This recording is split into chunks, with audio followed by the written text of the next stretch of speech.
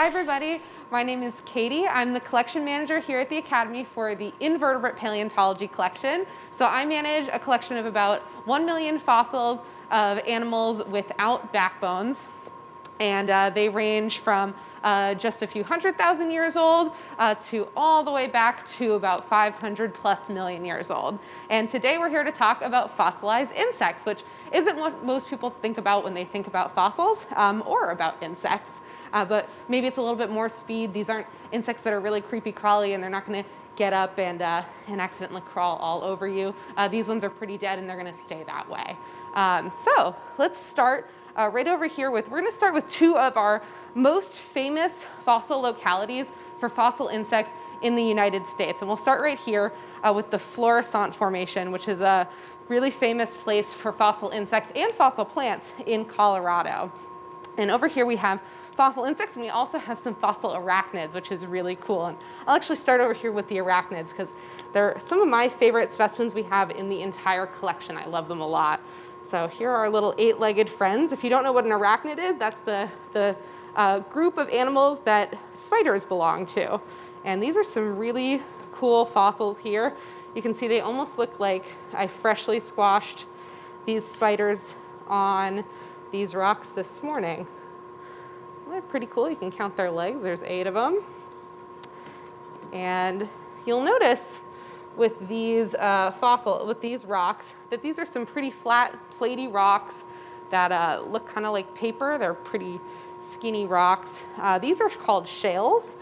And the type of fossils we have here, these are compression fossils. So the way that these animals in Florissant died is that Florissant was once a lake. And these animals would have lived around this area and they would have fallen into the water. Then sort of over time they would have dropped down to the bottom of the water. You might have seen this happen with leaves or bugs or other things that have died. Maybe you've been sitting around a lake or a puddle and they fall down to the bottom, and then over time some sediment falls on top of those animals, and then over time more leaves and bugs and other things fall on top of those, and then more sediment or dirt falls on top of those, and then more bugs, and layer after layer after layer. And then over time that lake dries up and you're left with just these compressed layers of sediment and organic matter. And over millions and millions of years you end up with this shale. With those sediments turn into rock, they turn into this shale. And shale is a pretty thin, platy rock, and it often contains fossils. And what happens at these fossil-containing shale localities is if you split the rock, it'll split right at the organic matter. And in this case, the organic matter is the fossil. So when you split it open, you're left with, in this case, these little spiders, which is pretty cool. You want to be really careful when you do this because, of course, you don't want to break your fossil. You can do it just with a sort of a chisel and a hammer and whack it open. But sometimes when you do this, you can damage the fossil.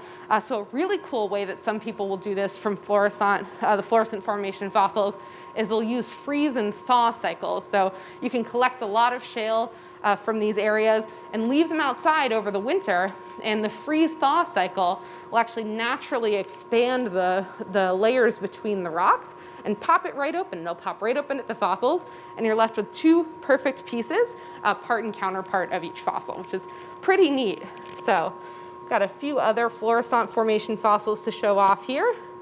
Got a cute little fly right here. You can see his little wings. And then there's another one right over here, a weevil, where you can see his little nose right there and some legs as well. And his little butt. Got a dragonfly larva, just the little back piece of the dragonfly larva right here as well. And just another couple little bits and pieces. Some of these are really identifiable, some not at all, but these are kind of fun to look at. You can see a little bit of abdomen there, some little stripes on it, little bits of leg here, and maybe some antennae that have been curled up and over the side on that guy. And here we've got, I think, a little mosquito looking bug right there. You can see his little wings, you can see all his little legs and his little skinny body there. So he's a pretty recognizable looking insect there. And again, pretty much looks like it was just freshly squashed on this scale, on this Shale this morning. And I did mention that plants are also very famous from this locality. And so there's just a trace of a dragonfly abdomen right there, but there's also a nice little leaf here as well. A little bit more dragonfly bits. These are quite lovely. These have been actually used in publications as illustrations, but you can see this is a dragonfly wing here and another little bit of dragonfly wing there. And you can see all the venation on the wings here if you look closely.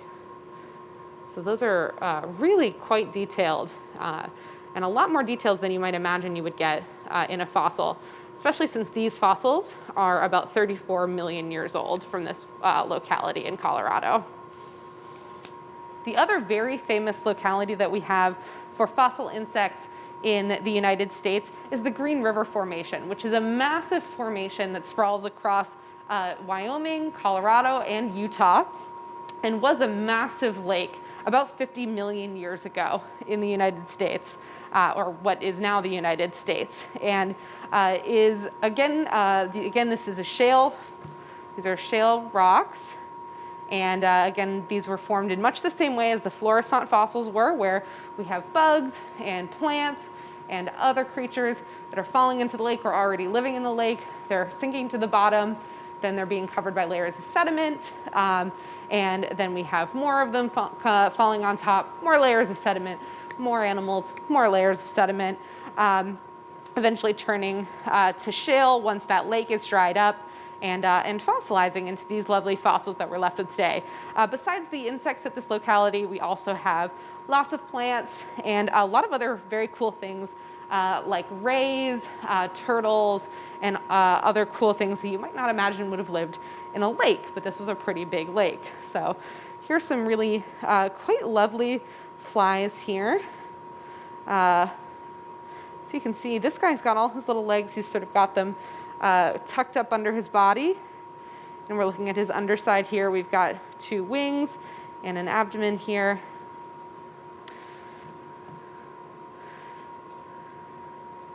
Got another one, not quite as good condition as the other one. You can see that when the shale came apart here, it lifted away a little too much of this guy, and he's not in quite as good condition as his friends over on this other slice of shale over here, but still looking pretty good. These guys are more of the same. I really love these guys because most of them, when they're in good condition, especially one like this, you can see all of the legs sprawled out like that. They really do, again, they just look pretty much like we freshly squashed some bugs. So they're a lot of fun to look at. And this again is another nice slab, more of those same insects.